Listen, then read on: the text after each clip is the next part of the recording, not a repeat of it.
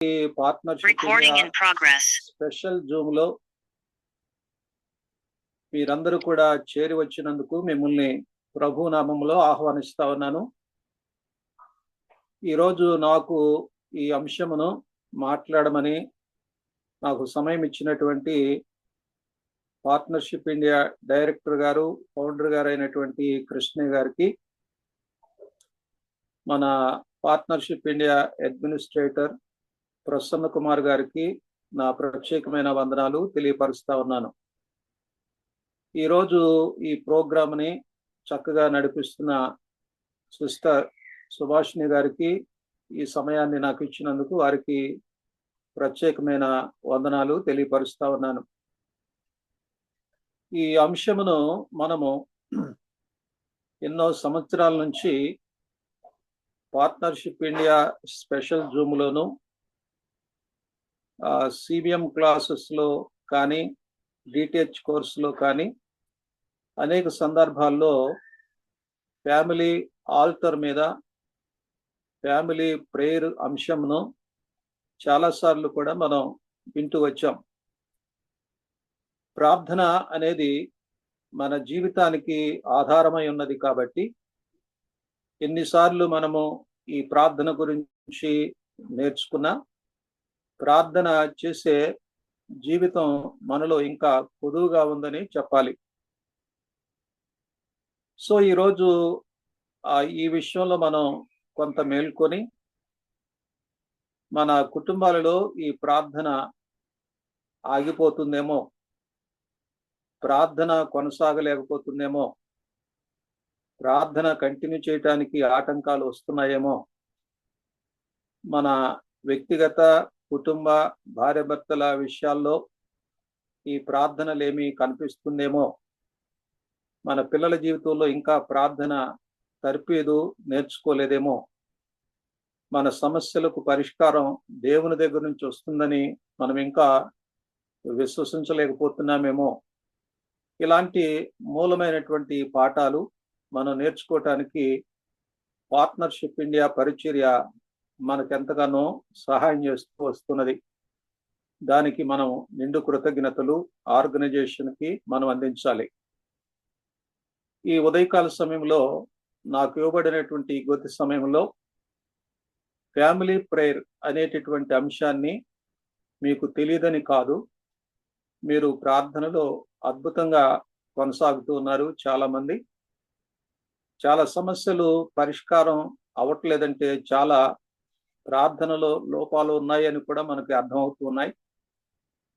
ఇలాంటివన్నీ కూడా తరచుగా మనం సరి చేసుకోవడానికి ఇలాంటి టాపిక్స్ని పార్ట్నర్షిప్ ఇండియా మీకు అందిస్తూ ఉంది. దాని విషయంలో మనమందరం కూడా పార్ట్నర్షిప్ ఇండియా పరిచర్యకు దేవునికి వందనాలు తెలియపరచాలి.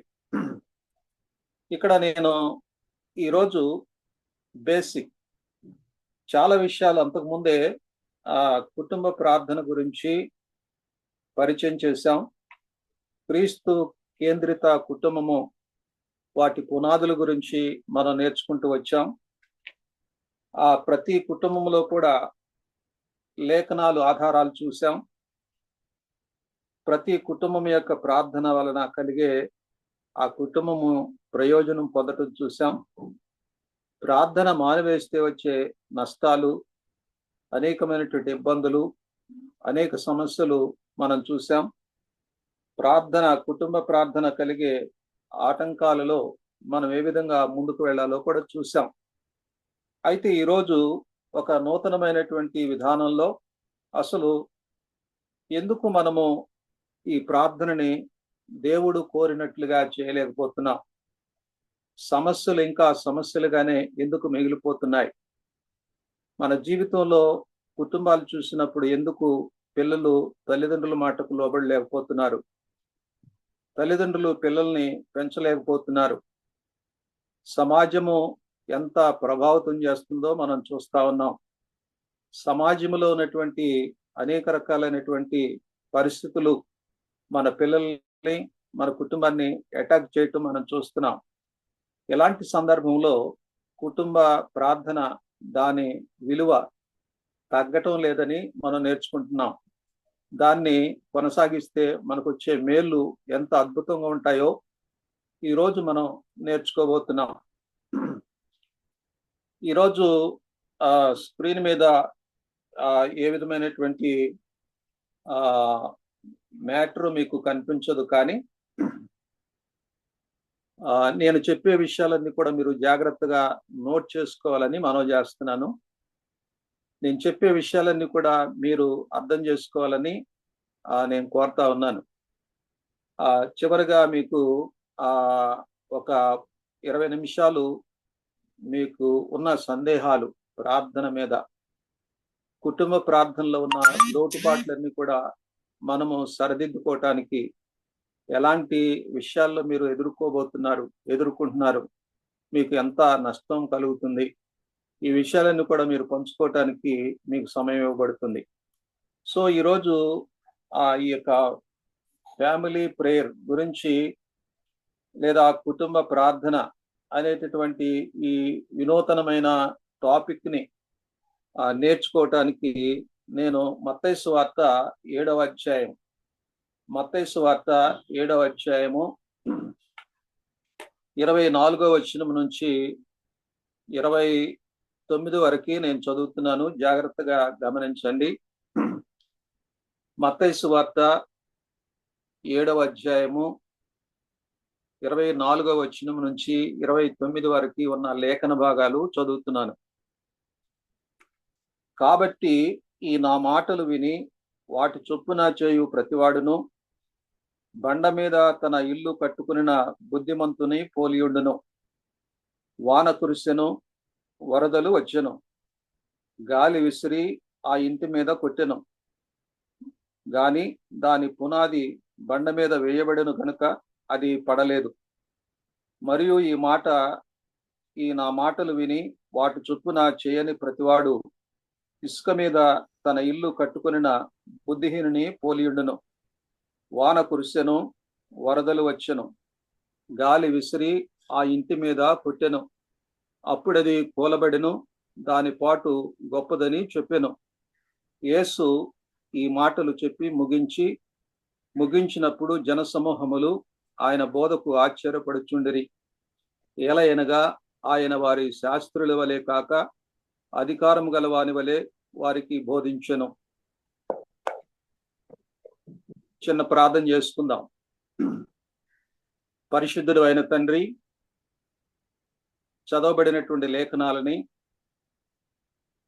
ఫ్యామిలీ ఆల్టర్కి సంబంధించిన విషయాలుగా మీరు మాతో మాట్లాడమని ప్రార్థన చేస్తున్నాం. మీరు మాట్లాడినప్పుడల్లా కూడా మా జీవితాలు మెరుగుపరచబడతాయి. మా జీవితాల్లో ప్రార్థన యొక్క విలువ తెలుసుకుంటాం.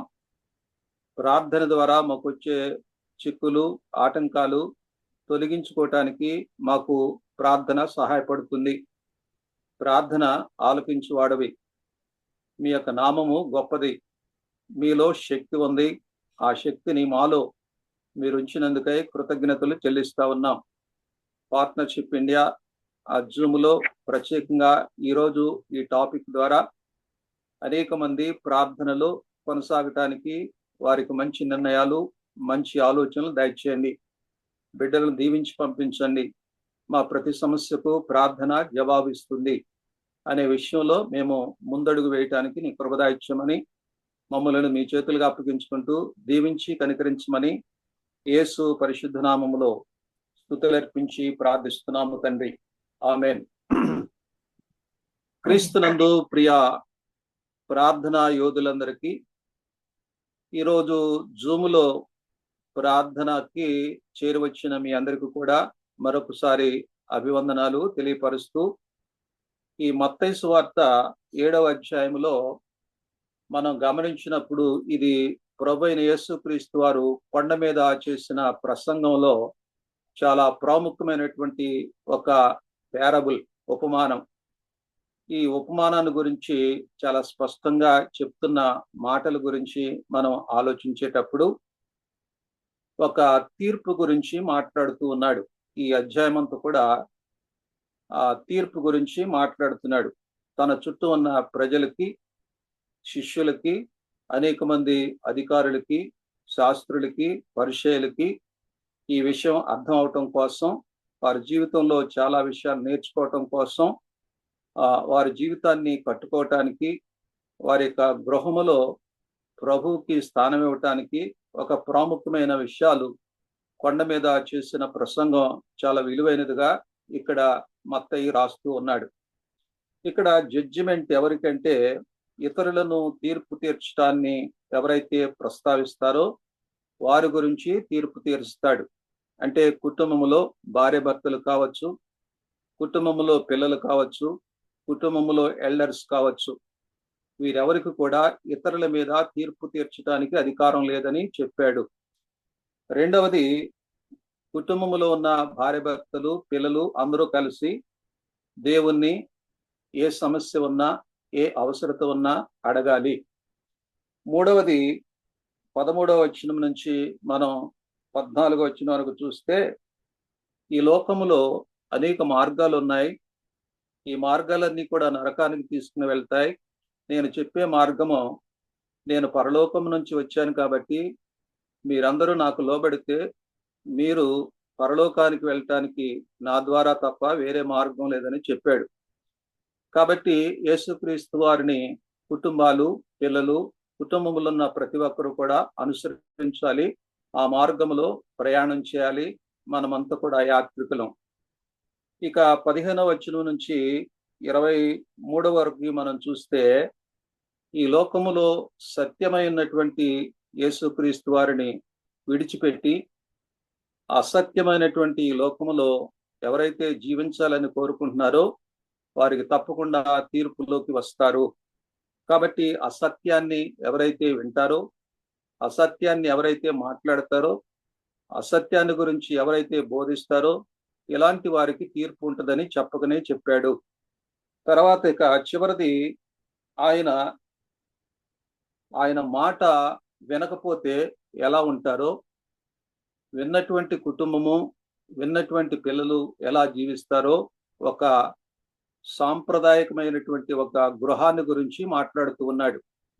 ఇక్కడ బండ మీద కట్టిన ఇల్లు గురించి, ఇసుక మీద కట్టినటువంటి ఇంటిని గురించి ఆయన ఒక ఉపమానాన్ని చెప్పి, ఉపమాన రీతిలో ఆయన ఇంటి యొక్క విలువను గురించి మాట్లాడుతూ వచ్చాడు. సో ఇవన్నీ కూడా మనము గమనించినప్పుడు ఈ 24వ వచనం నుంచి మనం చదువుకున్న వాక్య భాగాన్ని మనం తప్పకుండా ఈరోజు జ్ఞాపకం చేసుకోవాలి. మన యొక్క అంశము కుటుంబ ప్రార్థన. What is family or what is home? కుటుంబం అంటే ఏమిటి, లేదా గృహం అంటే ఏమిటి? ఇక్కడ మనం గమనించినప్పుడు తప్పకుండా మనం ఈ మత్తయి సువార్తలో మత్తయి రాసినటువంటి యొక్క హోమును గురించి, పునాది ఎవరు, కుటుంబానికి పునాది ఎవరు, ఇంటిలో ఉన్నవారు కానీ, ఆ ఇంటిలో బస చేస్తున్నటువంటి ఆ భార్యాభర్తలకి పుట్టిన పిల్లలు కానీ, వారికి సంబంధించినటువంటి బంధువులు కానీ, ఆ కుటుంబంలో నివసిస్తున్నప్పుడు ఆ కుటుంబము ఎవరిది, ఆ కుటుంబమునకి పునాది ఎవరు అనే విషయాన్ని అర్థం చేసుకుంటే ఆ కుటుంబంలో ప్రార్థన విలువ పెరుగుతుంది. ప్రార్థన నేర్చుకుంటారు, ప్రార్థనలో కొనసాగుతారు, ప్రార్థన యొక్క ప్రభావము వారి జీవితంలో ఖచ్చితంగా ఉంటుంది అనేటటువంటి ఒక ఆధార విషయాల్ని మత్తయి సువార్తికుడు రాస్తూ ఉన్నాడు.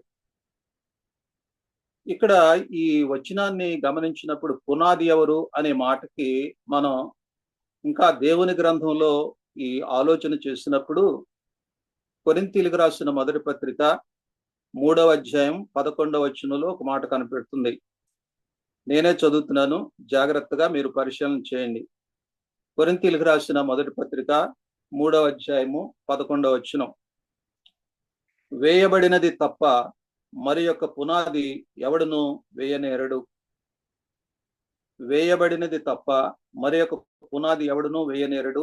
ఈ పునాది యేసు క్రీస్తే. కాబట్టి ఒక గృహము ఈ భూమి మీద నిర్మించబడాలంటే, అది చిరకాలం ఉండాలంటే ఆ కుటుంబంలో యేసుక్రీస్తు ఉంటాడు.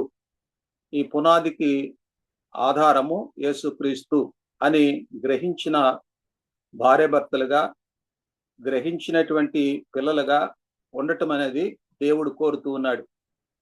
సో కుటుంబానికి పునాది ప్రభువైన యేసుక్రీస్తు వారు.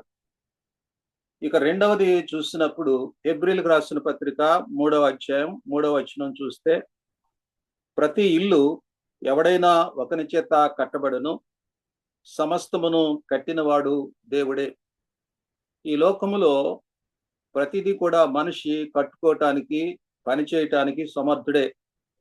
ఈ లోకంలో దేవుడిచ్చినటువంటి భోగభాగ్యాలన్నీ కూడా అనుభవిస్తూ, సృష్టిని అనుభవిస్తూ ముందుకు వెళ్ళే మానవ జాతిలో ఒక వ్యక్తి ఒక ఇల్లు కట్టొచ్చు, కొన్ని ఇల్లు కట్టొచ్చు, బిల్డింగులు కట్టొచ్చు. అది మనిషి యొక్క సామర్థ్యాన్ని బట్టి, దేవుడు మనిషికి ఇచ్చిన సామర్థ్యాన్ని బట్టి కట్టుకుంటూ వెళ్తాడు. అయితే సమస్తమును కట్టినవాడు, భూమి కావచ్చు, ఆకాశము కావచ్చు, సముద్రం కావచ్చు, కొండలు కావచ్చు, సృష్టిలో ఉన్నటువంటి చతుష్పాద జంతువులు కావచ్చు, ఇవన్నీ కూడా కట్టినవాడు దేవుడే. ఇక్కడ కుటుంబము దాన్ని అర్థం చేసుకోవాలి. భార్యాభర్తలు ఇద్దరు కూడా వివాహము చేసుకోవటం ఎంత ముచ్చట పడతారో, లేకపోతే వారిద్దరు కూడా దాంపత్య జీవితానికి ఎంత సంతోషపడతారో, అలాగే వారిద్దరిని కూడా కలిపింది దేవుడనే విషయాన్ని ప్రస్తావనకు తీసుకురావాలి. కాబట్టి ఇంటిని గుర్చిన భావం ఏంటంటే, దేవుని ఇల్లంతటిలో మోషే నమ్మకంగా ఉన్నాడు. 6వ వచనం, హెబ్రీయులకు రాసిన పత్రిక 3వ అధ్యాయం 6వ వచనం.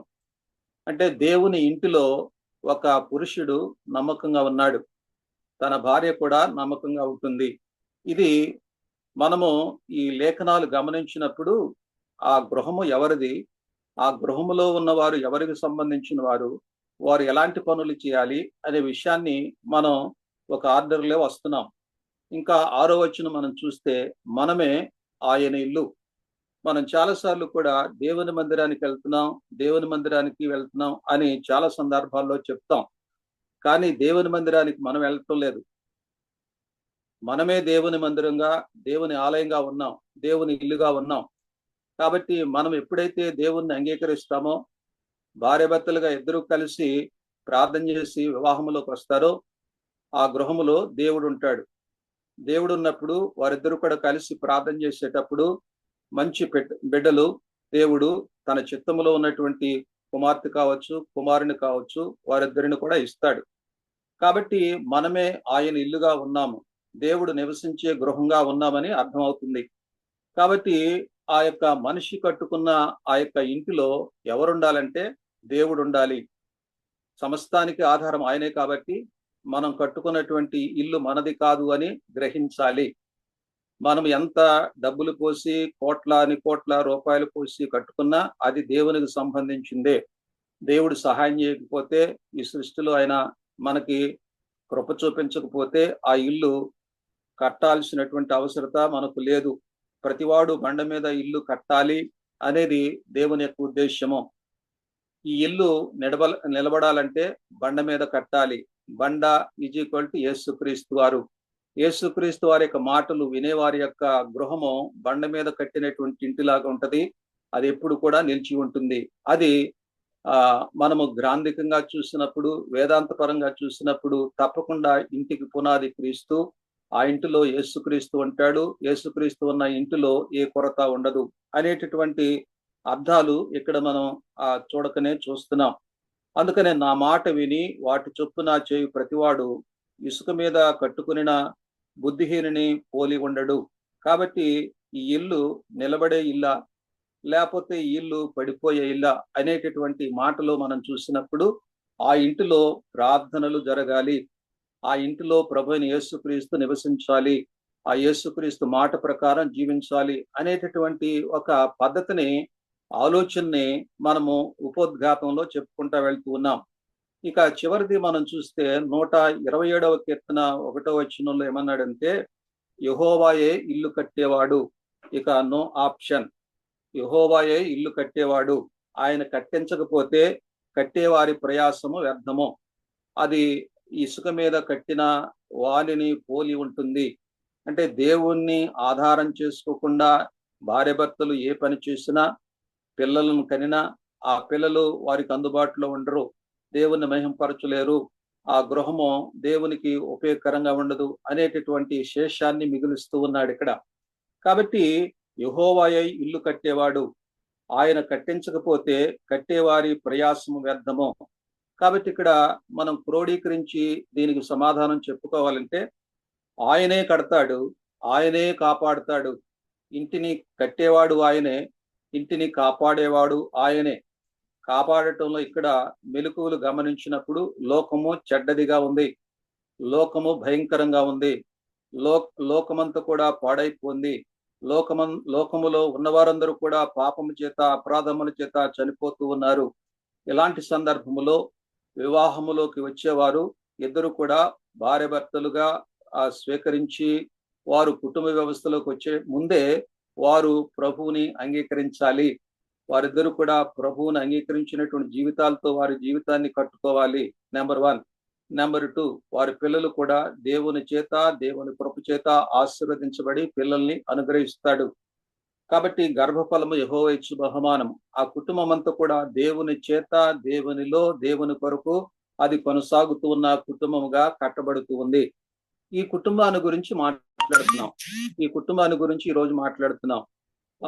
ప్రార్థన చేసే కుటుంబం ఎలాగ ఉంటుంది, ప్రార్థన ఈ కుటుంబంలో ఎలా ఉండాలి. కాబట్టి ఇంటిని కాపాడేవారు ఎవరంటే, ఇంటిలో ఎవరైతే ఉంటారో పేరెంట్స్, చిల్డ్రన్, అలాగే ఎల్డర్స్, ఈ ముగ్గురు కూడా భాగస్వామ్యులుగా ఉంటారు. భార్య భర్తలు ఉంటారు, వారికి సంబంధించిన కుమార్తెలు ఉంటారు, కుమారులు ఉంటారు, వారి ఇరువురు ఇన్లాస్ ఉంటారు, పేరెంట్స్ ఉంటారు. వీరందరూ కూడా ఇంటిలో ఉన్నవారుగా మనం చూస్తూ ఉంటాం. కాబట్టి రెండవది మనం గమనించినప్పుడు ఇంటిలో ఏముండాలి, ఇంటిలో ఏముండాలి? బంగారం ఉండాలా? ఓకే. సోఫా టేబుల్స్ ఉండాలా? సోఫాలు ఉండాలా? మంచి బెడ్స్ ఉండాలా? ఓకే. మంచి వస్తువులు ఉండాలా? మనకు సంబంధించినటువంటి అన్ని రకాలైనటువంటి వస్తువులు ఉండాలా? ఓకే. వీటితో పాటు ఏముండాలి? ప్రాథమికంగా ఆ కుటుంబంలో ఎవరున్నారని మనం చూస్తున్నాము. దేవుడు ఉన్నాడు, ప్రభువైన యేసుక్రీస్తు వారు ఉన్నారు. ఈ యేసుక్రీస్తు వారికి ఇష్టమైనటువంటి విలువైనటువంటి వస్తువులు కానీ, విలువైనటువంటి ఆలోచనలు కానీ ఏమంటే ప్రార్థన. ప్రార్థన జీవితము కలిగిన వ్యక్తులు ఇరువురు కూడా ఉండాలి. వారికి పుట్టిన పిల్లలు కూడా ప్రార్థన నేర్చుకోవాలి. వారి మధ్యలో సంచారం చేస్తున్న ఎల్డర్స్ కూడా ప్రార్థన కలిగి ఉండాలి. కాబట్టి ఆ ఇంటిలో ఏముండాలి? అన్నిటితో పాటు ముఖ్యంగా ప్రార్థన ఉండాలి. ప్రార్థన అంటే ఏంటి? ప్రార్థన ఉండాలి. ప్రార్థన అంటే ఏంటి అనేది మనం చూస్తున్నాం. ఇక్కడ ప్రార్థన అంటే మనం జ్ఞాపకం చేసుకుంటున్నప్పుడు సర్వశక్తుడైన దేవుణ్ణి సమీపించుట. భార్య భర్తలు ఇద్దరు కూడా దేవుణ్ణి వదలకుండా జీవించే జీవితాన్ని కోరుకోవటం, దేవునితో మాట్లాడటం, దేవుని మాట వినటం, దేవుని సన్నిధిని వెతకటం, దేవునిపై దృష్టి పెట్టటం. ప్రార్థన అంటే సర్వశక్తుడైన దేవుణ్ణి సమీపించుట. అంటే ప్రతిరోజు కూడా వారిద్దరూ కూడా దేవుణ్ణి కలుసుకోవాలి, ముఖాముఖిగా కలుసుకోవాలి.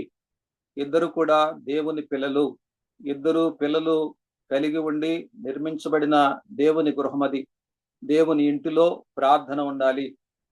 నెంబర్ 2, కుటుంబ అవసరతలను పరలోక తండ్రి ఎదుట కుమ్మరించుకోవటం ప్రార్థన.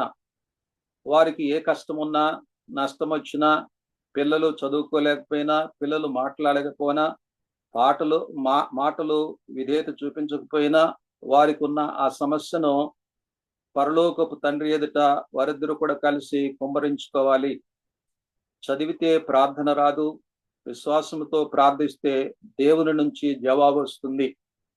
కాబట్టి ప్రార్థన చదవకూడదు. హృదయపూర్వకంగా వారి వ్యక్తిగత జీవితంలో దుఃఖముతో, వేదనతో, కన్నీటితో ప్రార్థన చేస్తున్నప్పుడు సమస్యలు పరిష్కరించేటటువంటి ఒక ఛానల్ని ప్రభు ఈ భూమి మీద గృహముగా ఉంచాడు. కాబట్టి ప్రార్థన ద్వారా దేవునితో సంబంధం పెరుగుతుంది, ఆయనతో అనుబంధం పెరుగుతుంది, ఆయనతో ఆప్యాయత పెరుగుతూ ఉంది. కాబట్టి ప్రార్థన ద్వారా ఫ్యామిలీలో అందరికీ తెలివి వస్తుంది, జ్ఞానం వస్తుంది, భయం వస్తుంది, పవిత్ర జీవితం ఎలాంటిదో, ఎందుకు ఉండాలో స్పష్టమైన అవగాహన కలుగుతుంది. ప్రార్థన ద్వారా జరగనటువంటి విషయాలు ఈ భూమి మీద ఏమీ లేదు. మానవుని యొక్క హృదయంలో ఎలాంటి సమస్య అయినా సరే ప్రార్థన ద్వారా అది జరుగుతుంది అనేటటువంటి ఒక గుర్తుని ప్రభు అయిన యేసుక్రీస్తు వారు చెప్పకనే చెప్పాడు. కాబట్టి ప్రార్థన దేవునికి చెందినది. ఆయనతో ఆయనలో ఉండాలనుకున్నప్పుడు ఫ్యామిలీ ప్రేయరు కీలకమైనది. ఫ్యామిలీ ప్రేయరు కీలకమైనది. కీలకమైనటువంటి ఈ ప్రార్థన భార్యాభర్తలిద్దరూ నేర్చుకోకపోతే అది ఆ పరలోకపు గవినిగా ఉండదు, అది నరలోకపు గవినిగా ఉంటుంది.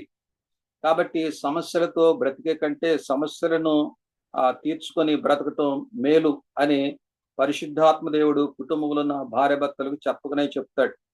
కాబట్టి ప్రార్థించే ఫ్యామిలీ దేవునితో పనిచేస్తుంది. ఎవరైతే ప్రార్థన చేసే కుటుంబంగా భార్యాభర్తలు ఉంటారో వారిద్దరూ కూడా కలిసి పనిచేస్తారు, కలిసి జీవిస్తారు, కలిసి ప్రభు కొరకు గొప్ప గొప్ప కార్యాలు చేస్తారు. ప్రార్థనకి అత్యున్నత స్థానం ఇవ్వాలి. ఆ గృహంలో 4 రూమ్స్ ఉన్నాయనుకోండి, ఈ 4 రూమ్స్ లో ఒక రూము తప్పకుండా వారిద్దరూ కూడా కలిసి ప్రార్థన చేయటానికి, వారిద్దరూ పుట్టిన పిల్లలకి ఆ రూము కేటాయించుకొని వారందరూ కూడా కలిసి ప్రార్థన చేయటం అనేది మనం ఇస్తే వారికి దేవుడు గౌరవం ఇస్తాడు. తర్వాత గౌరవం పొందుతాం. దేవునికి ఎప్పుడైతే గౌరవిస్తావో, ఎవరికైనా ప్రైజ్ ది లార్డ్ అన్నప్పుడు వారు కూడా ప్రైజ్ ది లార్డ్ బ్రదర్ అని చెప్తూ ఉంటారు. మనం కేర్లెస్ గా ఉన్నప్పుడు వారు కూడా కేర్లెస్ గా ఉంటారు. ఎప్పుడు కూడా ఇచ్చి పుచ్చుకునేటటువంటి ధోరణ ఉండాలి.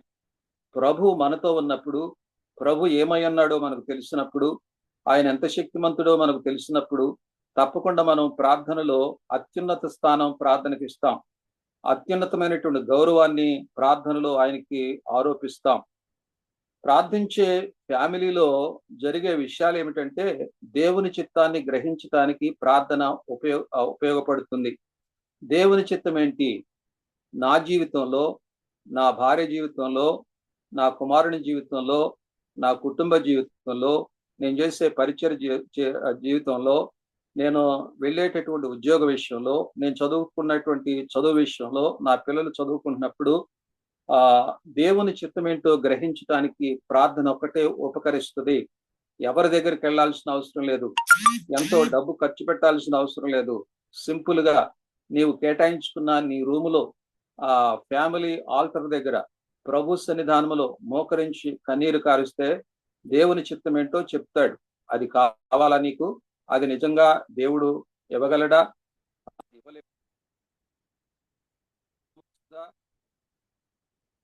ఎందుకు ఆలస్యం చేస్తున్నాడు? ఇట్లాంటి విషయాలన్నీ కూడా ప్రార్థనతో తప్పకుండా మనము గ్రహించాల్సినటువంటి అవసరం ఉన్నట్లుగా మనం చూస్తూ ఉంటాం. తర్వాత దేవునికున్న భారమును పొందుతాం. హలో, నా వాయిస్ బ్రేక్ అయిందా ఏమైనా? సార్ మీ వాయిస్ క్లియర్ గా లేదు సార్. అమ్మా ఇప్పుడు okay okay okay, thank you. దేవుని చిత్తాన్ని గ్రహించటానికి ప్రార్థన, కుటుంబంలో ప్రార్థన చాలా అవసరం.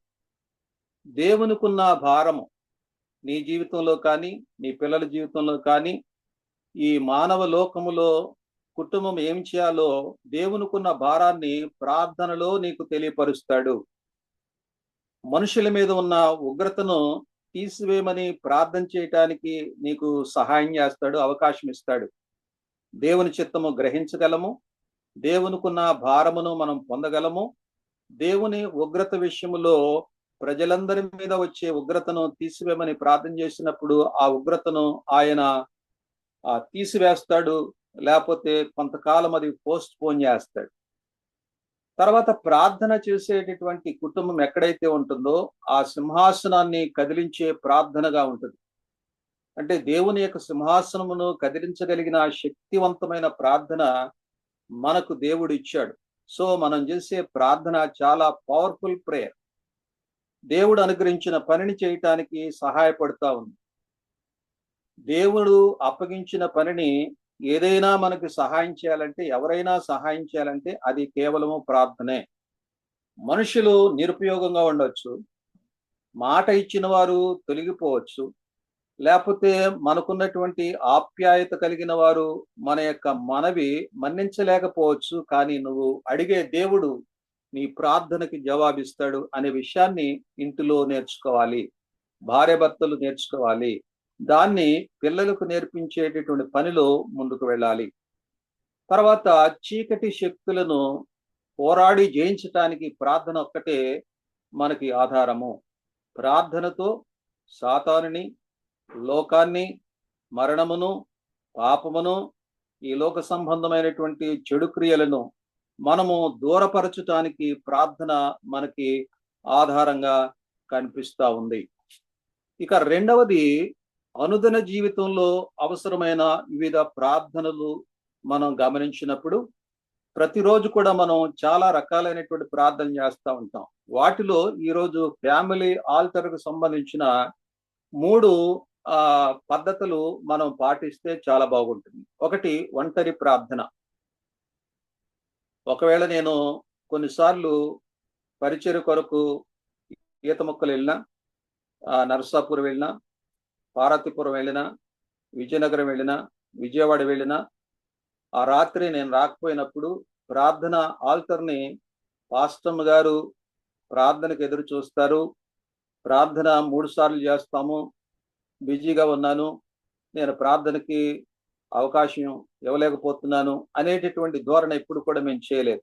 మొన్న ఒంగోలు వెళ్ళినప్పుడు అక్కడ నుంచి కూడా ప్రార్థనలో కొనసాగుతూ వచ్చాం. పిల్లల కొరకు ప్రార్థన చేశాం, దేశం కొరకు ప్రార్థన చేశాం, ప్రతి వారి కొరకు ప్రార్థన చేశాం. అంటే ఈ ఫ్యామిలీ ఆల్టరు కొన్నిసార్లు మనము ఆటంకపరచడానికి ప్రయాణాలు కావచ్చు, కొన్నిసార్లు మన జీవితంలో పరిచర్య కావచ్చు, కొన్నిసార్లు ఆ ప్రయాణంలో ఆ బిజీలో ఉన్నటువంటి పరిస్థితులు కావచ్చు. ఏదైనా సరే ఒంటరి ప్రార్థన ఉదయకాలం చేయొచ్చు, మధ్యాహ్నం చేయొచ్చు, సాయంకాలం చేయొచ్చు. ఇవి కుటుంబంలో ఉన్నటువంటి భార్యాభర్తలు, పిల్లలు వీరందరూ కూడా నేర్చుకునేటట్లుగా తగినటువంటి తర్ఫీదుని భార్యాభర్తలు కలిసి ఉండాలి. కుటుంబ ప్రార్థన ఎంతో అవసరం. కుటుంబంలోని అందరి కలుపుకోవటానికి ప్రార్థన ఉపయోగపడుతుంది.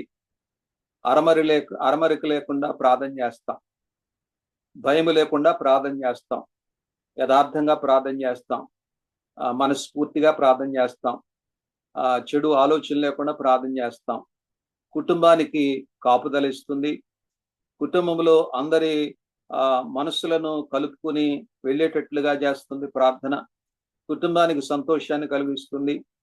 బిడ్డల హృదయము తల్లిదండ్రుల వైపు తిరిగేటట్లుగా చేస్తుంది. తల్లిదండ్రుల హృదయము బిడ్డల వైపు త్రిప్పేటట్లుగా చేస్తుంది.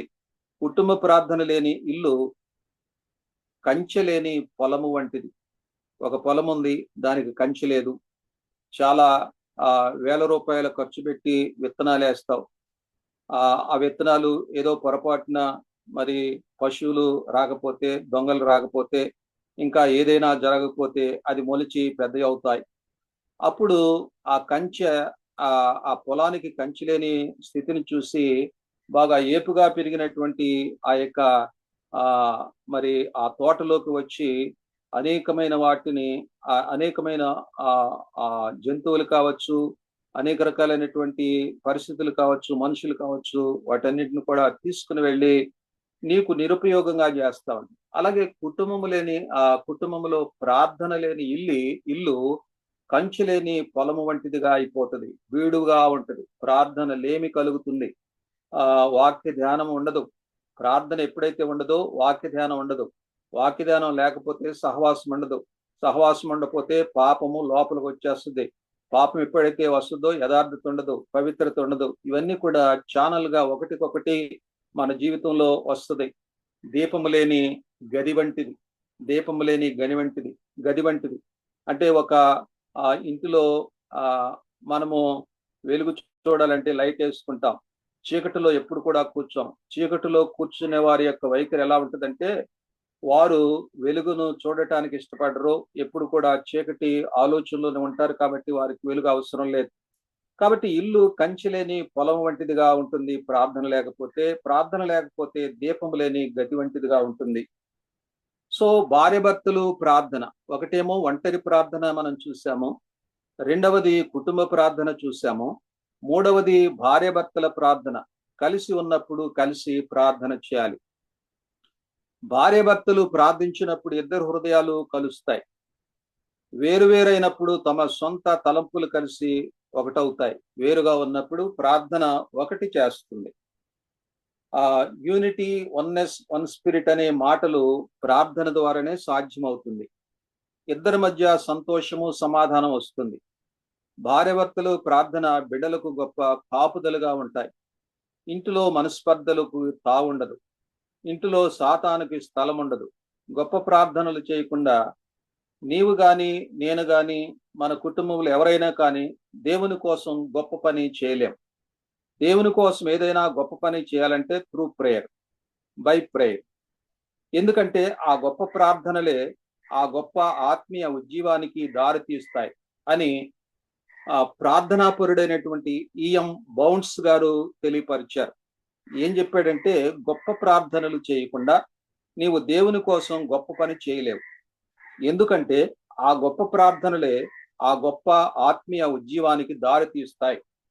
కాబట్టి నీ కుటుంబములో, మన పిల్లల జీవితంలో ఆత్మీయత కావాలి అంటే తప్పకుండా ప్రారంభము నుంచి బిల్లీ గ్రహం గారు చెప్పినట్లుగా ఎప్పుడైతే ఆయన వివాహం చేసుకున్నాడో ఆ రోజు నుంచే వారి కుటుంబంలో ఫ్యామిలీ ఆల్టర్ని ఏర్పాటు చేసుకొని ఆయన చనిపోయేంత వరకు కూడా తాను అనుభవించాడు. తన పిల్లలకు కూడా దాన్ని కొనసాగించమని కోరాడు, అలా నేర్పించాడు. ఆ పిల్లలందరూ కూడా దైవ భయములో ఈ రోజున చాలా మంచి సాక్ష్యం కలిగి దేవుని సేవలో ముందుకు వెళ్తున్నారు. సో క్రీస్తునందు ప్రియ దేవుని బిడ్డలారా, ఇక్కడ మనం జ్ఞాపకం చేసుకుంటున్నప్పుడు మానవునికి గృహము అవసరమా? తప్పక అవసరమే. మానవునికే కాదు, ప్రాణముతో ఉన్న ప్రతి జీవానికి నివాసం అవసరం. మానవుడు కట్టే గృహాలు చూస్తున్నాం, దేవుడు కట్టే గృహాలు చూస్తున్నాం. మానవుడు కట్టే గృహాలు ఎలాగుంటాయి? అందం చూస్తారు, ఐశ్వర్యం చూస్తారు, డబ్బు చూస్తారు, ఒకే పిల్లుందా, లేకపోతే మంచి ఆస్తి పాస్తులు ఉన్నాయా, కలర్ ఉందా, బాగా అందంగా ఉందా, ఇట్లాంటివన్నీ కూడా చూస్తూ ఉంటారు. ఇవి మనుషులు కట్టే గృహాలు. దేవుడు కట్టే గృహాలు ఏంటంటే, వీరిద్దరూ కూడా విశ్వాసులు, వీరిద్దరూ కూడా వాక్యం పట్ల ఆసక్తి కలిగిన వారు, వీరిద్దరూ కూడా నన్ను ప్రేమిస్తున్నారు, నాకు లోబడుతున్నారు, నా మాట ప్రకారం జీవిస్తున్నారు అని ఎవరైతే అనుకుంటారో వారు బండ మీద కట్టిన ఇంటి వలె నిలకడగా ఉంటారు. ఈ విషయాలన్నీ కూడా మానవుడు కట్టే గృహాలకి, దేవుడు కట్టే గృహాలకి మనం చదువుకున్న వాక్య భాగంలో గమనిస్తూ వచ్చాం. మానవుడు కట్టే గృహాలు అశాశ్వతమని, దేవుడు కట్టే గృహాలు శాశ్వతమని చూస్తూ ఉన్నాం. కాబట్టి ఈ గృహము లేదా ఈ కుటుంబము ప్రార్థనతో నిండి ఉండాలి. ప్రార్థన తప్పకుండా మరిచిపోకుండా కొనసాగించాలి. సో ఇక్కడ 4 విషయాలు మనం చూస్తూ ఉంటాం. ఒకటి, నిర్మించబడిన గృహము ఎలా ఉండాలి? నిర్మించబడిన గృహములో తల్లిదండ్రులు ఎలా జీవించాలి? నిర్మించబడిన గృహములో పిల్లలు ఎలా పెరగాలి? నిర్మించబడిన గృహాలు ప్రార్థనా నిలయాలుగా ఎలా మార్చబడాలి? ఈ 4 విషయాల మీద మనం ఫోకస్ చేసుకుంటూ మనం చదువుకున్నటువంటి మూలమైనటువంటి పాఠ్యభాగము మత్తయి సువార్త 7వ అధ్యాయంలో మనం చూసినట్లుగా దీన్ని నిర్మిస్తూ ఉన్నాం. నిర్మించబడిన గృహం ఎలా ఉండాలి? దేవుడు నిర్మించిన గృహము. ఒకవేళ నువ్వు విశ్వాసి అయితే, నీవు చేసుకున్న భార్య కూడా విశ్వాసి అయితే నీకు పుట్టిన పిల్లలు కూడా విశ్వాసంలో ఉండాలి అని దేవుడు కోరుతూ ఉన్నాడు. కాబట్టి నిర్మించబడినటువంటి గృహము ఎలా ఉండాలి? రెండవది, నిర్మించబడిన గృహములో పేరెంట్స్ ఎలాగుండాలి? అప్పటికి పిల్లలు పుడతారు, పిల్లల మధ్య పేరెంట్స్ ఎలాగుండాలి? Model parents. నిర్మించబడిన గృహములో పిల్లలు ఎలా పెరగాలి? Model children. నిర్మించబడిన గృహాలు ప్రార్థనా నిలయాలుగా ఎలా మార్చబడాలి, మోడల్ హోమ్. ఇవన్నీ కూడా ఈ యొక్క మత్తయి సువార్త 7వ అధ్యాయములో పొందుపరిచినటువంటి లేఖనముల యొక్క లోతైనటువంటి భాగాలే. సో ఇక్కడ the foundation in the parable, మనం చదువుకున్నటువంటి ఈ ఉపమానంలో బిల్డింగ్ ఏ హోమ్, బిల్డింగ్ ఏ హోమ్, నిర్మించబడిన గృహము లేదా గృహాలు. ఇద్దరు మనుషులు వారి కొరకు నిర్మించుకున్న 2 గృహాలను గురించి వివరించే ప్యారబుల్, ఉపమానాన్ని ఆ యేసుక్రీస్తు వారు కొండ మీద ప్రసంగం చేశాడు. The foundation in the parable is obedience to God's word. అంటే విధేయత, that is an evidence of true faith. దేవుడు ఉన్నాడు, దేవుడు నన్ను రక్షించాడు, దేవుడు నా కుటుంబ జీవితంలో ఉన్నాడు, దేవుడు నన్ను ప్రేమించి వివాహ వ్యవస్థలోకి, కుటుంబ వ్యవస్థలోకి నడిపించాడు అని ఎవరైతే విశ్వసిస్తారో వారందరూ కూడా బండ మీద కట్టిన ఒక పోలినటువంటి ఒక వ్యక్తిని కలిగి ఉన్నట్లుగా మనం చూస్తున్నాం. కాబట్టి గృహము కట్టబడాలంటే మనకి స్థలం కావాలి, నిర్మాణము సంబంధించిన పరికరాలు కావాలి. విశ్వాస గృహము ఎలా కట్టబడుతుంది? ఇక్కడ 127వ కీర్తన 1వ వచనంలో మనం చూసాం, యెహోవా ఇల్లు కట్టించాలి. బేస్మెంట్ ఏమిటి? మన ఇంటికి ఆధారం ఏంటి? నువ్వు చేసే జాబా, లేకపోతే మీ నాన్నగారు ఇచ్చినటువంటి కోట్ల ఆస్తియా? ఏంటి బేస్ ఏంటి? నీ కుటుంబం నిలబడాలంటే బేస్ ఏంటి? పునాది. నీ పునాది ఏంటి? లేదా ఫౌండేషన్ ఏంటి? 127వ కీర్తన 1వ వచనంలో యెహోవాయే ఫౌండేషన్. యేసుక్రీస్తే మూలరాయి. యేసుక్రీస్తే నీ ఆలోచనలకు ఆధారం. నీకు భార్య ఇవ్వటానికి ఆయనే ఆధారం, నీకు భర్తను ఇవ్వటానికి ఆయనే ఆధారం, నీకు పిల్లల్ని ఇవ్వటానికి ఆయనే ఆధారం. అందుకనే కొరింథీయులకు రాసిన 1వ పత్రిక 3వ అధ్యాయం 11వ వచనంలో మనం ఏం గమనించాము? ఆ పునాది యేసుక్రీస్తు వారే. Jesus Christ is our basement. Basement. మనకు పునాదులు లేకపోతే పడిపోతాం. ఈ పునాదులు ఎవరో మనం గ్రహించకపోతే ఆయనని మనం గౌరవించలేం, గణపరచలేం. Our foundation is Jesus Christ. మన యొక్క ఆధారం, మన కుటుంబానికి ఆధారం, మనం కుటుంబం నిర్మించబడటానికి ఆధారము ఆయనే. సో గృహ నిర్మాణానికి ఆధారాలేంటి? ఒకటేమో పునాది చూసాము, రెండవది నిర్మాణం చూసాం 24వ వచనంలో. 24వ వచనంలో ఏం కనిపిస్తా ఉంది? నా మాట విని వాటి చొప్పున చేసే ప్రతివానికి కూడా నిర్మాణము అక్కడ చూపిస్తూ ఉన్నాడు. దేవుని ఇల్లు కట్టబడాలంటే దేవుని మాటకు లోబడి దేవుణ్ణి ఆహ్వానించేవారు మంచి నిర్మాణములో, ఈ లోకములో సిమెంట్ని, ఇనుమును, రాయిని, పనివారిని, ఎలాగైతే మంచి మేస్త్రీలను పెట్టుకొని మంచి గృహాన్ని నిర్మించుకోవటానికి తాపత్రయపడతాడో మనిషి, అలాగే క్రైస్తవ కుటుంబాన్ని ఏర్పాటు చేసుకోవటానికి నిర్మాణమైనటువంటి ఆయన మాటలు, దేవుని వాయిస్, దేవుని యొక్క శబ్దము నీ కుటుంబములో, నీ హృదయములో ఎప్పుడు కూడా ప్రతిధ్వనించాలి.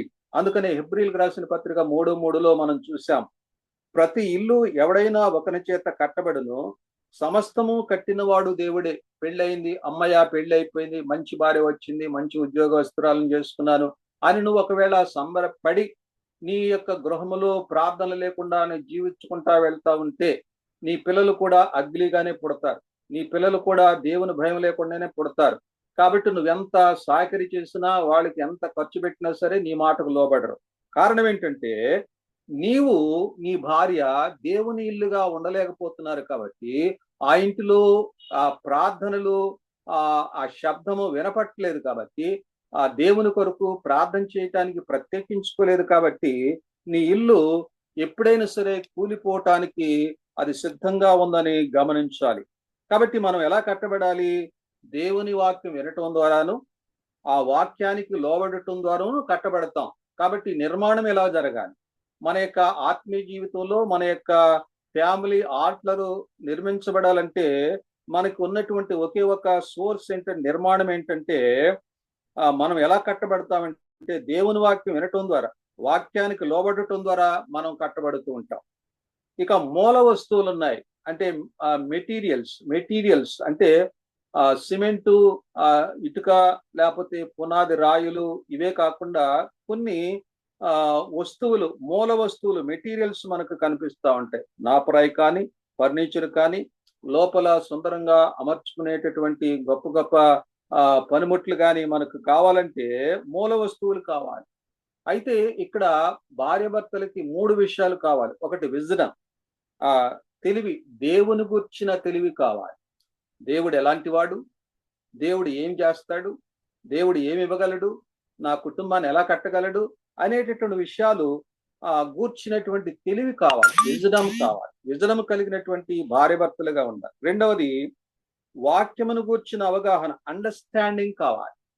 దేవుని పట్ల అండర్స్టాండింగ్ కావాలి, వాక్యం పట్ల అండర్స్టాండింగ్ కావాలి. ఎస్టాబ్లిష్ అంటే ఆ యొక్క గృహము చక్కగా నిర్మించబడటానికి ఏదైతే మనం పొందుపరుస్తామో, ఎంత సాకిరి చేసి దాన్ని నిర్మించుకుంటామో, అలాగే విజడం కావాలి, తెలివి కావాలి, తర్వాత అవగాహన కావాలి, మూడవది నాలెడ్జ్ కావాలి. దేవుని గుర్చిన జ్ఞానం అంటే దేవునిలో సౌందర్యముగా బయటికి రావటానికి, మన ప్రార్థనలకు తగిన ప్రతిఫలాలు మన పిల్లల్లోకి ప్రవేశించడానికి, మన ఉద్యోగాల్లో మంచి సాక్ష్యం కలిగి ఉండటానికి, మన పరిచర్యలో గొప్పగా దేవుని కొరకు జీవించటానికి, వీటన్నిటి కూడా నాలెడ్జ్ చాలా అవసరం. సో ఇక్కడ మనం గమనించినప్పుడు మన కుటుంబాలలో మనం తప్పకుండా గ్రహించేటటువంటి విషయాలు ఏంటంటే, మనము ఇక్కడ గమనిస్తూ ముందుకు వెళ్ళటానికి దేవుడు సహాయం చేస్తున్నాడు. ఇక రెండవది, దేవుడు నిర్మించిన గృహములో పేరెంట్స్ ఎలాగుండాలి, మోడల్ పేరెంట్స్. ఒకటేమో బిల్డింగ్ ఏ హోమ్, మన గృహము నిర్మించటానికి ఆధారాలు తీసుకున్నాం. రెండవది, ఆధారాలు కలిగినటువంటి గృహాన్ని దేవుడు నిర్మించినప్పుడు గృహములో జీవిస్తున్న పేరెంట్స్, భార్యాభర్తలు ఎలా ఉండాలి. లూకాసు వార్త 1వ అధ్యాయం 5వ వచనం నుంచి 7వ వచనం వరకు మనం చూస్తే అక్కడ ఓల్డ్ పేరెంట్స్ కనపడతా ఉంటారు. జకర్యా, ఎలిజబెత్లు ఇద్దరు కూడా కనిపిస్తూ ఉంటారు. వాళ్ళు మోడల్ పేరెంట్స్ గా కనిపిస్తా ఉన్నారు. దేవుని యందు భయభక్తులు కలిగి నిర్మించబడిన కుటుంబముగా జీవిస్తున్నారు. ఇద్దరు కూడా భయభక్తులు కలిగి ఉన్నారు. దేవుడు నిర్మించిన గృహములో భార్యాభర్తలుగా జీవిస్తున్నారు. 1:6లో ఏం చదువుతున్నామంటే, వీరిద్దరు అంటే జకర్యా, ఎలిజబెత్లు ప్రభు యొక్క సకలమైన ఆజ్ఞల చొప్పునను న్యాయ విధుల చొప్పునను నిరపరాధులుగా నడుచుకొనుచు దేవుని దృష్టికి నీతిమంతులై ఉండిరి. వీరిది మంచి మాదిరి దాంపత్య జీవితము. ఇక్కడ నోట్ చేసుకోవాల్సిన విషయాలు ఏంటంటే, భార్యాభర్తలు లేదా పెళ్లి చేసుకోవటానికి సిద్ధమవుతున్న వ్యక్తులు భార్య ఎలా ఉండాలి లేదా భర్త ఎలా ఉండాలి అనేటటువంటి ఊహాగానాల్లో వెళ్లకుండా స్ట్రిక్ట్ గా లేఖన భాగాల దగ్గరకు వచ్చి ఆలోచన చేయండి. వీరిద్దరు అంటే భార్యాభర్తలు ఇద్దరు కూడా ప్రభు యొక్క సకలమైన ఆజ్ఞల చొప్పునను న్యాయ విధుల చొప్పునను నిరపరాధులుగా నడుచుకొనుచు దేవుని దృష్టికి నీతిమంతులై ఉండిరి. సో దీన్ని మనము బైబిల్ ఎలా చెప్తుందంటే, మోడల్ పేరెంట్స్. కుటుంబములో తల్లిదండ్రులు ఒక మాదిరికరమైనటువంటి వ్యవస్థలో ఉండి పిల్లలకి వారు మాదిరిగా ఉన్నారు. అయితే వీరికి పిల్లలు లేదు. సమస్య ఏంటంటే వీరికి పిల్లలు లేదు. సో వాట్ ఏం చేయాలి ఇప్పుడు? వారి సమస్య పిల్లలు లేరు. పిల్లల కోసం ప్రార్థన చేశారు. పిల్లల కోసం ప్రార్థన చేసినప్పుడు ఇద్దరు కూడా నీతిమంతులు కాబట్టి, ఇద్దరు కూడా దేవుని యందు భయభక్తులు కలిగిన వారు కాబట్టి, ఇద్దరు కలిసి ప్రార్థించారు కాబట్టి ఇక్కడ ఒక మాట మీకు చెప్తాను. క్రిస్టియన్ ఫ్యామిలీలో ప్రార్థన ఎలా ఉంటుందంటే, ఎప్పుడూ కలిసి ప్రార్థించే కుటుంబము ఎల్లప్పుడూ కలిసి ఉంటుంది. మీరు కానీ మీ పిల్లలు కానీ మీ కుటుంబము ఎల్లప్పుడూ సంతోషంతో సమాధానంతో ఉండాలంటే కలిసి ప్రార్థించటం ఎంతో అవసరం. కుటుంబాన్ని దేవుడు ఏర్పాటు చేసినప్పుడు ఈ జకరియా ఎలిజబెత్లు ఏం చేశారు? వారి అవసరాలు తీర్చుకోవటానికి 4 విషయాలు అక్కడ చూసాం. ఒకటేంటి? సుగుణాలు. ఆజ్ఞల చొప్పున నడుచుకున్నారు. ఆయన న్యాయ విధుల చొప్పున నిరపరాధులుగా నడుచుకున్నారు. దేవుని దృష్టికి నీతిమంతులై ఉన్నారు. వారి అవసరాలు దేవుని దగ్గరకు తీసుకొచ్చారు. వారిద్దరూ కూడా వృద్ధులు కాబట్టి సంతానము పొందలేని స్థితిలో ఉన్నారు. అయితే వారి ప్రార్థన ఆలకించాడు. వారికి ఇచ్చినటువంటి మాట ప్రకారము బాప్తిస్మిచ్చు యోహాను అనే కుమారుణ్ణి వారికి ప్రసాదించాడు. ఆదర్శవంతమైనటువంటి 2 పేరెంట్స్. జాన్ ద బాప్టిస్ట్ కి ఎంతో ఆదర్శవంతమైనటువంటి పేరెంట్స్ గా ఉండటం గొప్ప విషయం. ప్రార్థన ఊరకనే పోదు. ప్రార్థన ఫలితం తప్పకుండా అనుభవించి తీరాల్సిందే. ఏమి విత్తుతామో అది కోస్తాం. అది ప్రార్థనలో కూడా అక్షర సత్యమే. కాబట్టి కుమారుడు ఆత్మయందు బలము పొందే వరకు కూడా వారు చక్కగా తీర్చిదిద్దారు. పేరెంట్స్ యొక్క రోల్ మోడల్ మనం చూసినప్పుడు పిల్లలను కనటమే కాదు, పిల్లలకి చదువు చెప్పించటమే కాదు, ఎలా జీవిస్తున్నారు, వారికి జ్ఞానం ఎంతవరకు ఉంది, వారు వాక్యం చదువుతున్నారా, వారు ప్రార్థన చేస్తున్నారా, వారు దేవుల్లో ఉంటున్నారా, ఇలాంటి విషయాలన్నీ కూడా బోధించేటటువంటి అవకాశము పేరెంట్స్కి మాత్రమే ఉంది. స్కూల్లో చదువుకున్నది కాదు, కాలేజీలో చదువుకున్నది కాదు, చర్చిలోకి వెళ్ళి సండే స్కూల్లో నేర్చుకున్నది అంతకంటే కాదు.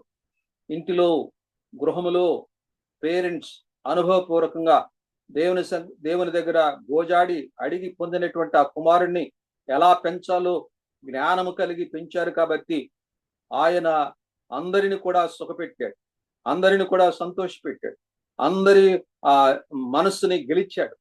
ప్రభు యొక్క ఏర్పాటులో గొప్పగా సేవ చేసి ప్రభు కొరకు ఆయన దేవునికి సమర్పించుకొని జీవించినట్లుగా మనం చూస్తున్నాం. పేరెంట్స్ రెస్పాన్సిబిలిటీ ఇక్కడ చూస్తున్నాం. Model parents. ఇక తర్వాతది మోడల్ హోమ్. Model home. దేవుడు నిర్మించిన గృహములో పిల్లలు ఎలా పెరగాలి, దేవుడు నిర్మించిన కుటుంబములో పిల్లలు ఎలా పెరగాలి. అపోస్తుల కార్యములు 21వ అధ్యాయము 8-9 వచనాలు మనం చూస్తే అక్కడ ఫిలిప్పు అనేటటువంటి ఒక ఎవాంజలిస్ట్ ని మనం చూస్తున్నాం, సువార్తికుడును చూస్తున్నాం, ఒక మంచి బిలీవర్ని చూస్తున్నాం. ఒక మంచి బిలీవర్ ఎక్కడైతే ఉంటాడో మంచి పనులే జరుగుతూ ఉంటాయి. మంచి బిలీవర్ ఎక్కడైతే ఉంటాడో మంచి ప్రార్థనాపరుడై ఉంటాడు. మంచి ప్రార్థనాపరుడై ఉన్నప్పుడు మంచి మంచి పనులు సంఘము ద్వారా, సంఘము కొరకు, దేవుని కొరకు ఆయన పని చేస్తూ ఉంటాడు. ఒంటరిగా ఉన్నా, కలిసి ఉన్నా, కుటుంబంలో ఉన్నా తప్పకుండా చేస్తాడు. సో ఆయన 8వ వచనంలో చూస్తే, అపోస్తుల కార్యములు 21:8-9 వచనాలు చూస్తే, మరునాడు మేము బయలుదేరి కైసరికి వచ్చి 7గురిలో నొకడును స్వార్థికుడైన ఫిలిప్పు ఇంట ప్రవేశించి అతని యొద్ద ఉంటిమి. అది ఆ సువార్త పరిచర్యలో భాగంగా చూస్తున్నాం. పరిచర్య జరిగించి వస్తా ఉన్నారు. మధ్యలో కైసరికి వచ్చినప్పుడు 7గురిలో ఒకడైనటువంటి సువార్థికుడైన ఫిలిప్పు తన ఇంటి దగ్గరికి తీసుకుని వెళ్ళాడు. ఆయనకి ఎంతమంది పిల్లలు? 9వ వచనం. కన్యకులుగా ఉన్న 4 కుమార్తెలు అతనికి ఉండిరి. వారు ప్రవచించువారుగా ఉన్నారు. ప్రాఫెటిక్ మినిస్ట్రీ, చాలా విశేషమైన మినిస్ట్రీ. పాత నిబంధన గ్రంథములో యోవేలు ప్రవక్త ప్రవచించినట్లుగా ఈ యొక్క నూతన నిబంధనలు కూడా ఈ ఫిలిప్పు యొక్క ప్రార్థనా జీవితము, తన భార్య యొక్క ప్రార్థనా జీవితం యొక్క పరిస్థితిని బట్టి 4 కుమార్తెలు కూడా ప్రవచించే వరము కలిగినటువంటి బిడ్డలుగా దేవుడు వారిని తర్ఫీదు చేయటం అనేది ప్రార్థన యొక్క ఎఫెక్ట్ గా మనం చూస్తున్నాం. ఇక ఫిలిప్పు యొక్క చరిత్ర మనం గమనించినప్పుడు అపోస్తుల కార్యములు 6వ అధ్యాయం 3-5 వచనాలు గమనిస్తే, కాబట్టి సహోదరులారా, ఆత్మతోనూ జ్ఞానముతోనూ నిండుకొని మంచి పేరు పొందిన 7 మనుషులను ఏర్పాటు చేసుకునడి, మేము వారికి ఈ పనిని నియమింతము. అంటే సంఘ పరిచర్యలో నియమించబడటానికి 4 ప్రత్యేకమైనటువంటి క్వాలిటీస్ ని ఆయన ప్రార్థన ద్వారా ఇంప్రూవ్ చేసుకున్నాడు. ప్రార్థన ద్వారా తన జీవితంలో ఉండేటట్లుగా ప్రాక్టీస్ చేశాడు. తన జీవితంలో ప్రయాసపడ్డాడు. ఫిలిప్ యొక్క ఔదార్యమును చూసినప్పుడు, ఆ ఫిలిప్ యొక్క ప్రిన్సిపల్స్ మనం చూసినప్పుడు, లేదా ఆయనకున్నటువంటి స్ట్రిక్ట్ మెథడాలజీ చూసినప్పుడు, లేకపోతే తాను వ్యక్తిగతంగా తాను తీసుకోవాల్సిన ఆ క్రమశిక్షణ చూసినప్పుడు, మోడల్ బిలీవర్ గా ఉన్నాడు. నెంబర్ 2 మోడల్ హస్బెండ్ గా ఉన్నాడు. నెంబర్ 3 మోడల్ ఫాదర్ గా ఉన్నాడు. 4వది మోడల్ సర్వెంట్ గా ఉన్నాడు. 5వది మోడల్ ఎవాంజలిస్ట్ గా ఉన్నాడు. చూడండి, ఎందుకు ఉన్నాడు అంటే, ప్రార్థన ద్వారా దేవుడు తన మనస్సుని ప్రేరేపించి, తాను ఏదైతే నిర్దోషంగా అడుగుతున్నాడో, నిక్కచ్చంగా అడుగుతున్నాడో, యథార్థంగా అడుగుతున్నాడో, వాటన్నింటిని కూడా దేవుడు తన చిత్త ప్రకారం జరిగిస్తూ వస్తున్నాడు. పరిశుద్ధాత్మతో నింపబడిన 7 మనుషులతో ఆ ఫిలిప్ ఉండటం అనేది గమనార్హం. ఈయన ఏం చేసేవాడు? ఆదిమ సంఘంలో ఆహారం పంచిపెట్టేవాడు. ఆహారాన్ని పంచిపెట్టే పనులలో నియమించబడినటువంటి వ్యక్తుల్లో ఒకడు. సమరయకు వెళ్ళాడు, సువార్తను ప్రకటించాడు. అరణ్య మార్గములో రథములో ప్రయాణిస్తున్నటువంటి నపుంసకుడు మంత్రిని కలుసుకొని సువార్తను ప్రకటించి బాప్తిసం కూడా ఇచ్చాడు. అకోతుకు వెళ్ళి అక్కడ నుంచి కైసరుకు వచ్చే వరకు పట్టణములన్నిటిలో సువార్త ప్రకటించుకుంటూ వచ్చేసాడు. సమరయ ప్రజలకు, ఆఫ్రికా ప్రజలకు, కైసరే ప్రజలకు, అనేక పట్టణంలో ఉన్న ప్రజలకు సువార్త అందించి మహాగణుడిగా సువార్తికుడు అనిపించుకున్నాడు ఫిలిప్. ఇట్లాంటి వ్యక్తిని ప్రభు వాడకుండా ఎలా ఉంటాడు? అలాంటి వ్యక్తి కుటుంబంలో ఉన్నప్పుడు భార్య ఎంత సుఖంగా ఉండగలరు, పిల్లలు ఎంత చక్కగా ఎదగలరు, 4 కుమార్తెలు చక్కగా ప్రవచిస్తున్నారంటే, దేవుని మాట ప్రకారం జీవిస్తున్నారంటే ఎంత ట్రైనింగ్ ఉండాలి, ఎంత శిక్షణకి ఆయన శ్రద్ధ తీసుకున్నాడు. కుటుంబాన్ని మర్చిపోలేదు కదా, కుటుంబాన్ని వదిలిపెట్టలేదు కదా. భార్యాభర్తలు ఇద్దరు కూడా కలిసి ఆ పని చేయటంలో నిమగ్నమైనట్లుగా మనం చూస్తున్నాం. కాబట్టి ఇక్కడ మనం ఏం చూస్తున్నాం? మోడల్ హోమ్ లో ఫిలిప్ యొక్క చరిత్ర చూస్తున్నాం, ఫిలిప్ యొక్క ఇంప్రూవ్మెంట్ చూస్తున్నాం. ఇక ఫిలిప్ సేవలో రహస్యాలు ఏంటి?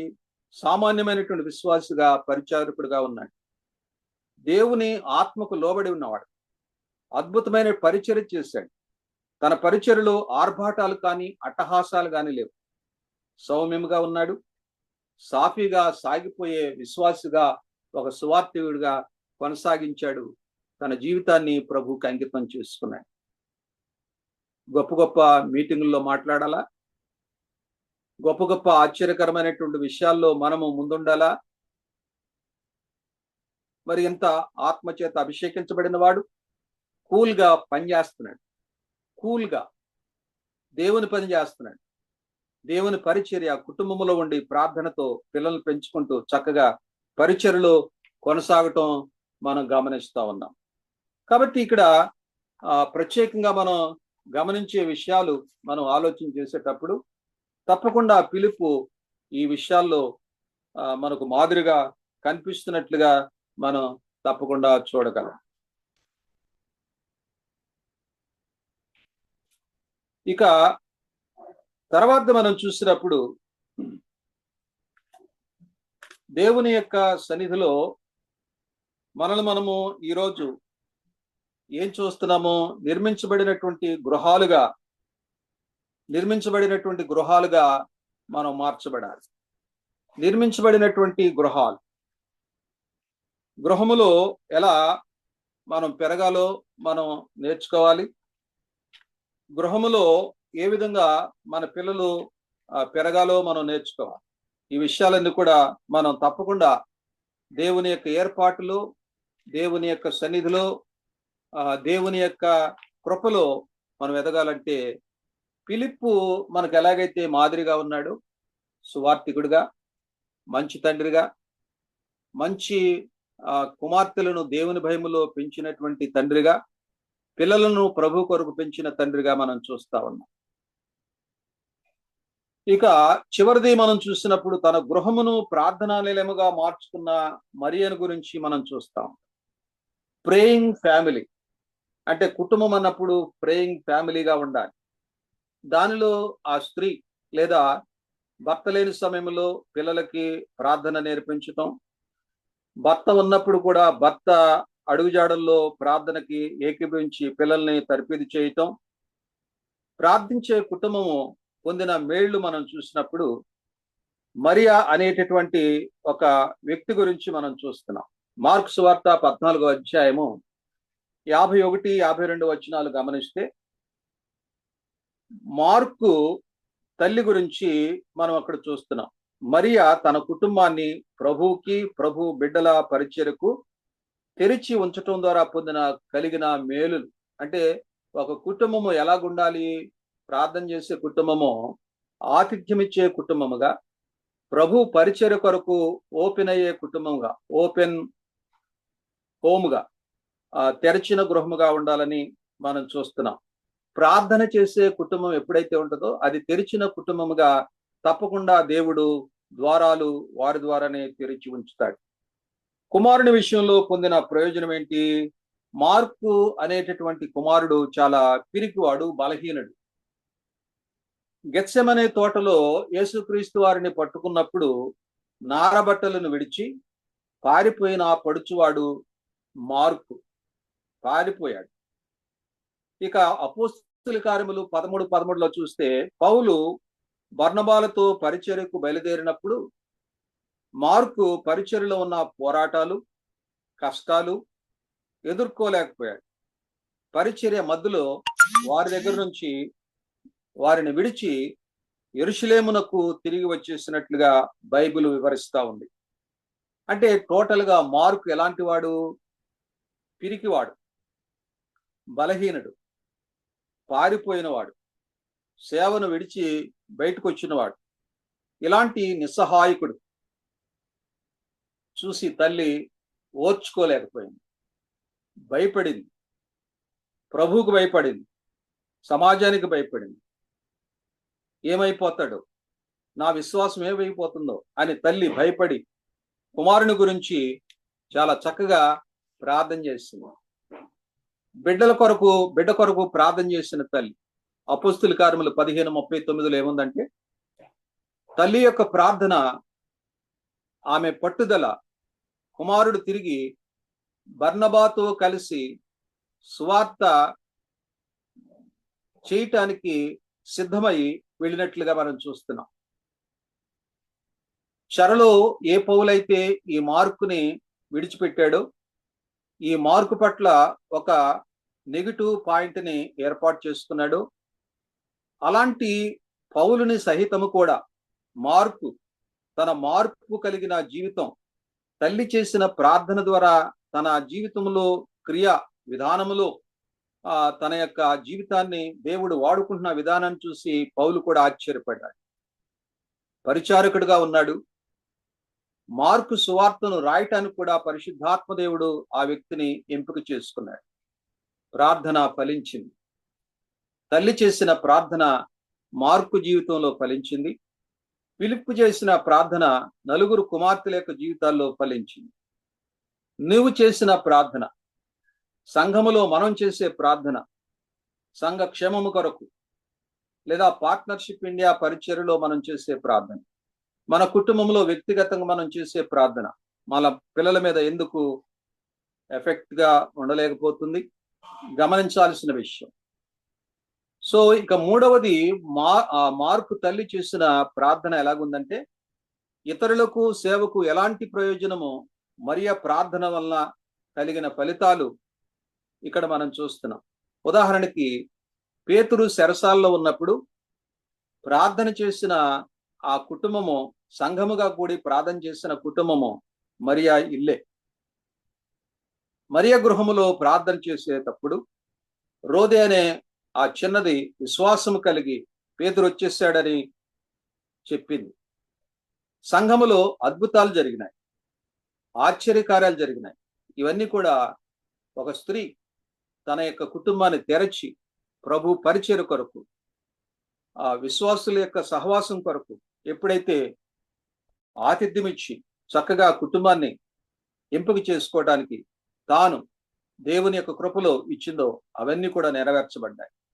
ప్రార్థన ఇల్లు, ప్రార్థనాపరులను సిద్ధపరిచిన ఇల్లు, అనేకులు ప్రార్థనా వీరులుగా సిద్ధపడటానికి అవకాశం కల్పించిన ఇల్లు, అన్ని రకాల సమస్యలు ప్రార్థన ద్వారా సాధ్యమని మరియా ప్రార్థన నిలయము రుజువు చేసింది. ప్రార్థన లేని కుటుంబము శక్తి లేని కుటుంబమే. ప్రార్థన లేని కుటుంబము శక్తి లేని కుటుంబమే. సో నేను ఇక్కడతో నేను ముగించేసి చిన్న మాటలు చెప్పి నేను ముగిస్తాను.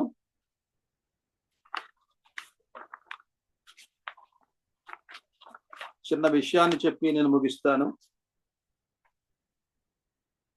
ఇంత మనము ఈ మాటలు మన జీవితంలో మనము విన్నప్పటికీ కూడా ప్రాక్టికల్ గా మనకు వచ్చే భయాలు, ఆందోళనలు, పిల్లలను చూసినప్పుడు, వాళ్ళు మన మాటలు విననప్పుడు, సమస్యలు వచ్చినప్పుడు మనం ప్రార్థన చాలాసార్లు కూడా మర్చిపోయి ప్రార్థనను విడిచిపెట్టి మనము లోకంలో మనుషుల మీద, వ్యక్తుల మీద, పదార్థాల మీద, లేకపోతే స్థలాల మీద అవకాశం తీసుకొని ప్రార్థనకు మనం చోటు ఇవ్వకపోతే వచ్చే నష్టాన్ని మనం చాలాసార్లు కూడా గమనిస్తాం. అయితే ప్రార్థన ఎప్పుడు చేసినప్పుడు కూడా కొన్ని షరతులకు లోబడి ప్రార్థన చేయాలి. ప్రార్థన ఎప్పుడు చేసినా సరే, అది ఎవరు చేసినా సరే కొన్ని షరతులకు లోబడాలి. వాటిలో 3 పాయింట్లు చెప్పేసి నేను ముచ్చటగా ముగిస్తాను. యోహాను రాసిన మొదటి పత్రిక 5వ అధ్యాయం 14వ వచనంలో మొదటి ఆటంకం. షరతులు, ఆటంకాలు, పద్ధతులు 3 మనం అవలంబించాలి. ఒకటి, దేవుని చిత్తానుసారంగా మనం ఏది అడిగినా, will of God the father, దేవుని చిత్తానుసారంగా కుటుంబంలో ఉన్న ప్రార్థన పరులు, భార్యాభర్తలు కానీ, పిల్లలు కానీ అందరూ కూడా ప్రార్థన గురించి విశేషముగా నేర్చుకున్న తర్వాత మనము ఒక షరతుని మనము అలవాటు చేసుకోవాలి అవలంబించడానికి. ఏంటది? దేవుని చిత్తానములో అడగాలి. తండ్రి చిత్తము ఎలా తెలుస్తుంది? 32వ కీర్తన 8-9 వచనాల్లో చూస్తే, నీకు ఉపదేశము చేసేదను, నీవు నడవవలసిన మార్గమును బోధించదను, నీ చిత్తము నాకు తెలుపు అంటే ఆయన నడవవలసిన మార్గం చెప్తాడు. అడగటమే మనం చేస్తామే కానీ అడిగేది దేవుని చిత్తమా కాదని తెలుసుకోలేము. ఉదాహరణకు ఒకటి చెప్తాను. హాయి పట్టణం దగ్గర ఏడుస్తూ ప్రార్థిస్తున్నాడు యెహోషువ. యెహోషువ గ్రంథము 7వ అధ్యాయము 10వ వచనం. అప్పుడు దేవుడు అన్నాడు, యెహోషువ, నీవేళ ఇక్కడ ముఖము చాటేసుకొని ఏడుస్తున్నావు? ఏడ్చే సమయం కాదయ్యా, ప్రార్థన చేసే సమయం కాదు. నీ ప్రజల మధ్య పాపం ఉంది, పాపాన్ని ఒప్పుకో, పాపాన్ని తీసివేయమని ప్రార్థన చేయి, పాపాన్ని నీకు తెలియపరుస్తున్నాను. ఇశ్రాయేలు ప్రజల్లో ఒకడు పాపం చేశాడు, వాడిని వెతుకు, పట్టుకో, నేను చెప్పినట్లుగా చేయి. ఇవన్నీ కూడా ఎడ్యుకేట్ చేశాడు. సో ఇక్కడ షరత్ ఏంటంటే, మనము దేవుని చిత్తము తెలుసుకోకుండా ప్రార్థన చేయకూడదు. కుటుంబంలో ఈ అనర్థాలు ఎందుకు వస్తున్నాయి? పిల్లలు మాట ఎందుకు వినలేకపోతున్నారు? ఈ కార్యం ఎందుకు జరగట్లేదు? ఈ సమస్య ఎందుకు పరిష్కారం కావట్లేదు? ఇట్లాంటివన్నీ కూడా దానికి కారణాలు వెతికి దేవుని చిత్తం తెలుసుకొని ప్రార్థన చేయాలి. ఒకవేళ పాపం ఉందేమో, పిల్లలు పాపం చేస్తున్నారేమో, పాపం చేయకుండా ఉండటానికి యోబు ఎలా ప్రార్థన చేశాడో కదా, ఇట్లాంటివన్నీ కూడా మనం నేర్చుకోవాలి. కాబట్టి మొదటి షరతు ఏంటంటే, మొదటి పద్ధతి ఏంటంటే, మనము ఒకవేళ మన జీవితంలో ఈ విషయం జరగాలి ప్రభు అని ఖచ్చితంగా ప్రార్థన చేసేటప్పుడు దాని వెనుక ఈ విషయాన్ని అడగటానికి నేను అర్హుడనా, లేకపోతే దేవుని యొక్క ఆశీర్వాదాలు పొందటానికి నేను అర్హుడనా అని అర్థం చేసుకోవాలి. ఇక రెండవది, మనం గమనించినప్పుడు యోహాను సువార్త 14 అధ్యాయం 13 చూస్తే, మీరు నా నామమున దేనిని అడిగినను కుమారుని నామములో మీకు దాన్ని చేస్తారు. యేసు ఎలా అడిగాడు? తండ్రి వీరిని నేను ఎలాగైతే క్షమించానో నా శిష్యులు కూడా అలా క్షమించడానికి వారికి సహాయం చేయి. కాబట్టి కుమారుని యొక్క నామములో అడగాలి. ఏంటి కుమారుని యొక్క నామం అంటే అర్థం ఏంటి? కుమారుని యొక్క స్వభావం అని అర్థం. కుమారుడు ఏ ఉద్దేశంతో అడుగుతున్నాడు? ఎలాంటి స్వభావంతో అడుగుతున్నాడు? కాబట్టి మనం ప్రార్థనలు క్షమించకుండా ప్రార్థన చేస్తే ఆ ప్రార్థన వినబడుతుందా దేవునికి? కాబట్టి నా నామములో ప్రార్థన చేసే వారిని యేసు స్వభావము ఎలాంటిది? క్షమించే స్వభావం, క్షమించే మనసు కలిగినటువంటి స్వభావం. కాబట్టి తప్పకుండా యేసు నామములో ప్రార్థన చేయటమంటే యేసు క్రీస్తు నామములో ప్రార్థన చేస్తున్నాను తండ్రి అని ముగించటం కాదు. ఆయన స్వభావం ఏంటి? క్షమించకుండా ప్రార్థన చేయలేదు. ఆయన క్షమించాడు. క్షమించమని శిష్యులకు నేర్పించాడు. తల్లిదండ్రులు క్షమించాలి, పిల్లలు క్షమించేటట్లుగా వారిని సిద్ధపరచాలి. ఇక మూడవది, చివరిది, ఆత్మ సహాయముతో ప్రార్థన చేయాలి. రోమీలకు రాసిన పత్రిక 8 అధ్యాయం 26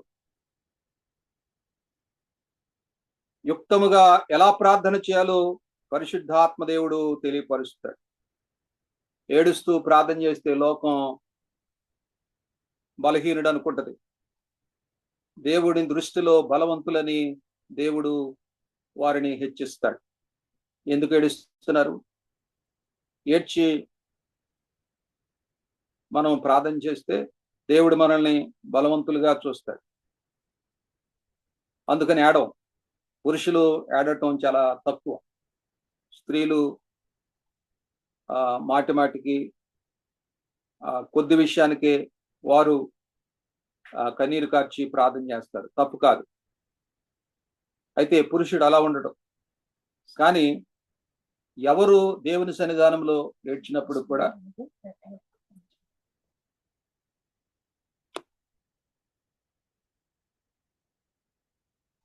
హలో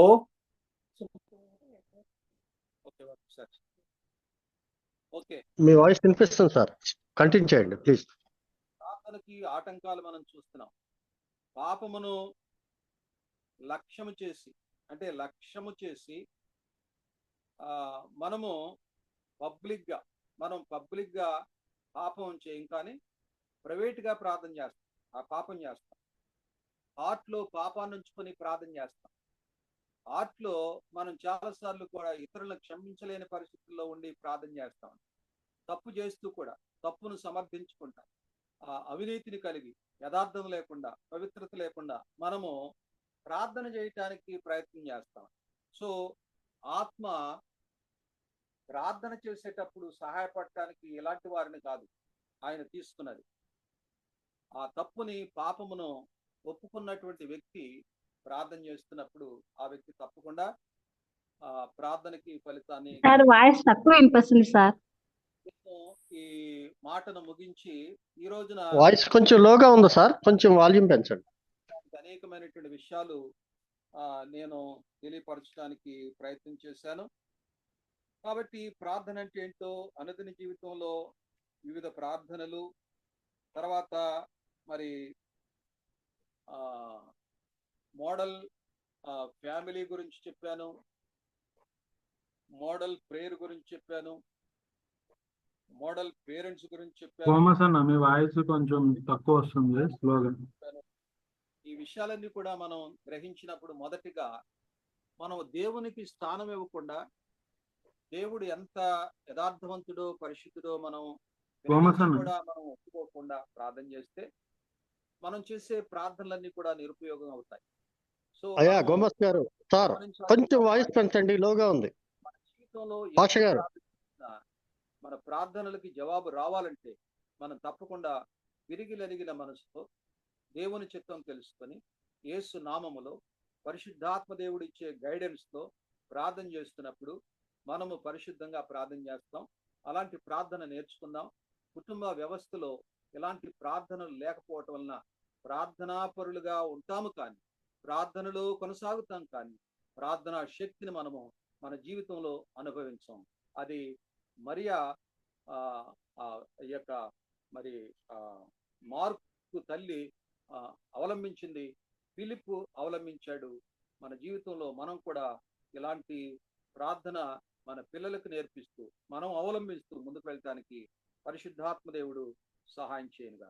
ఈ కొద్ది మాటల్ని దేవుడు ఆశీర్వదించి మన కుటుంబాల్ని ప్రార్థనా నిలయాలుగా, ప్రార్థనా పరులుగా, మన పిల్లలకి ప్రార్థన నేర్పించే వ్యక్తులుగా మనల్ని సిద్ధపాటు చేసి సార్వత్రిక సంఘం కొరకు మనమందరూ కూడా నిలబడాలని మనవి చేస్తూ దేవుడు మనందరినీ కూడా ఆశీర్వదించి దీవించి వాడుకోవాలని మనస్ఫూర్తిగా కోరుకుంటూ మనందరినీ కూడా మరొకసారి ప్రభు నామములో ఈ విషయాలన్నీ కూడా తెలియపరుస్తూ ఈ మెసేజ్ని నేను ముగిస్తున్నాను. Thank you.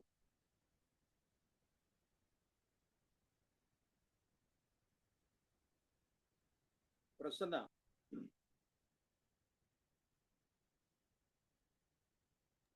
తమ్ముడు ప్రసన్న. Yes.